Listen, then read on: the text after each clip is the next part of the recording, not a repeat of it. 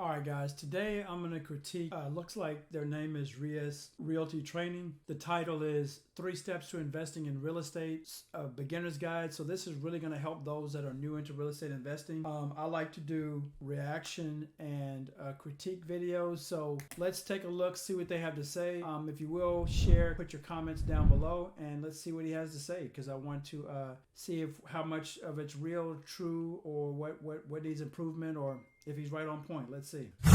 What's going on, real estate investors? Before we get to the next video, I'm going to make a quick announcement. I do have an ebook out to help you out through your real estate journey. So if you want more information, click the link down in the description below. Let's get to the next video. I find that a lot of investment philosophy that you find, online or in books tends to be very focused on equity and not on cash flow. I'll define that in a second. And I find that the math used, the projections used, are really poorly designed. And so that'll be a future video, but I want you to really learn what I have to say, and hopefully you can apply it to your investment business. So what are the first steps? Well, the first video asks you to identify your monthly expenses, your core monthly expenses. Remember, we're not looking to change our lifestyles, we're looking to offset our current lifestyle. So what I want you to do is first take that number, what is it that you want to offset every month, and have that over here on one side. Next, what I want you to do is I want you to find a reputable mortgage broker or a mortgage lender in your area and get pre-approved for a loan.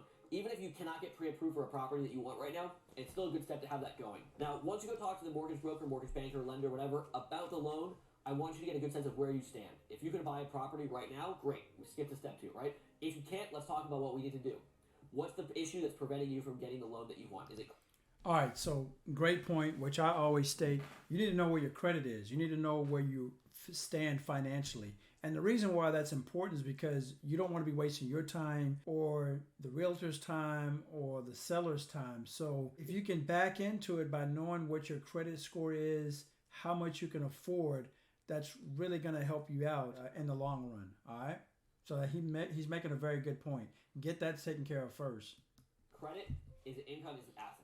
Whichever one of those 3 or multiples of those 3, let's work on solving them. Do you need better credit? Great. I'm not a credit repair guy. There are plenty of people who do that for you. But obviously, good credit is foundational for buying real estate because, as I mentioned, a lot of what we're doing is based on access to other people's money, access to the mortgage market. That's the name of the game. Using other people's money. You want to leverage. That's the name of the game. Look, if you know your credit is bad, which I get people to come to me all the time, and I got that, but you have to do what you can to make sure you get your credit score right. And let me give you another nugget. When it comes to building wealth and becoming financially free and rich and the ultra rich, every one of them have good credit. You have to have good credit. That's essential to bridge the gap between becoming middle class and poor and becoming ultra rich or wealthy. Very important, because people that are business people, we leverage our money to make things better because we're borrowing other people's money to make things happen. That's the key. So make sure your credit is good, and once it's good, preserve it. Number 2, income. Well, obviously you're going to need income for 2 reasons. Income helps you generate assets, that is cash to invest, and income helps you qualify for mortgages to buy properties. I do want to say one thing to be really extra clear about when I talk about assets. When we talk about investing in real estate, understand there's no way to invest in real estate with no money. Yeah, so some people have this notion, and it's all on YouTube and internet and TikTok and ever since the beginning, that you can put no money down. And look, those days are pretty much over with, but I can still tell you, you could still find deals that are out there even if you're putting a little bit of money down. But just don't get your hopes up on this no money down, because typically, especially in this market, you're going to have to put some money down. And it doesn't mean it's a bad deal because you have to put money down. All right. Step 2, I recommend that you talk to a real estate broker in your area who is familiar with investments, and I would really, really, really recommend finding one that owns and operates their own properties. I own and operate my own properties. I only sell what I would buy myself. So every time I sell one of my clients, a lot of whom are also my friends, a property, it's a property I would myself purchase. I would never sell something I don't stand behind. Find a broker in your area that does the same. If you're a broker, you're probably also a broker in your area, and hopefully you have some experience. Go out and start looking at those properties. But if you're not experienced in income-producing properties, you may want to hire someone who can help you. I am not a fan of going out of area for properties. I know that there's always a lure of going somewhere else for properties.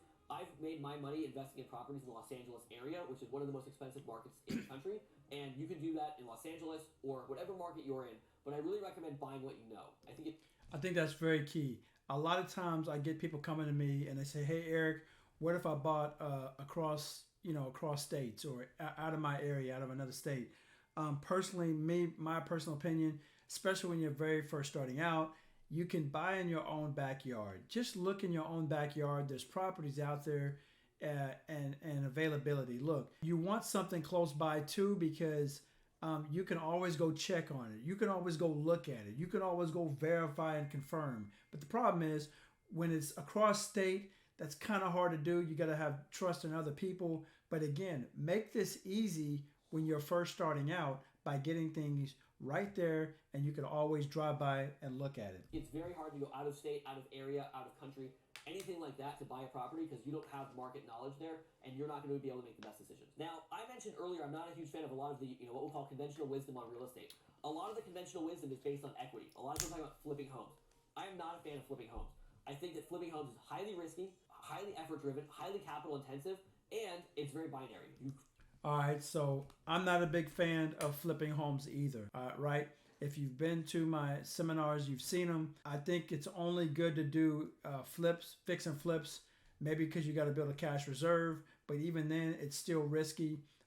It just creates another job. That's all it is. It's another job. Once you fix it and turn around and repair it, you got to turn around, sell it, and you're paying capital gains on it. So it doesn't really benefit. Flip a home. You can only flip so many homes. I have clients that flip homes that spend a year waiting for a flip to find one to do, and then the whole time they're waiting, they're sitting on money not investing it. I know from my experience and my clients' experience, you're better over the long run flipping a property to yourself, that is fixing it up, renting it or re-renting it at higher rent, and then holding on to it, then fixing it, flipping it, selling it, taking a heavy tax burden on the cash that you make profit from it, and then having to start over again.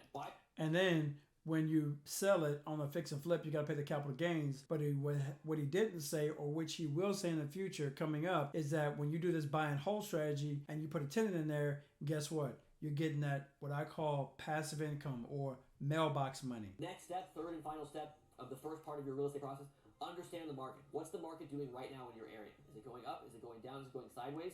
Where are the opportunities? Maybe the best way to know the market is by knowing in your own backyard. So again, when you start going across state and across cities, it's kind of hard to know your own market or that market. It's best if you could just do some real estate deals in your area. You just got to be able to find them. All right.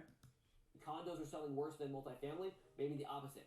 Learn in your neighborhood, in your market, what's happening and how you can find the best property for yourself. Learn the rental market.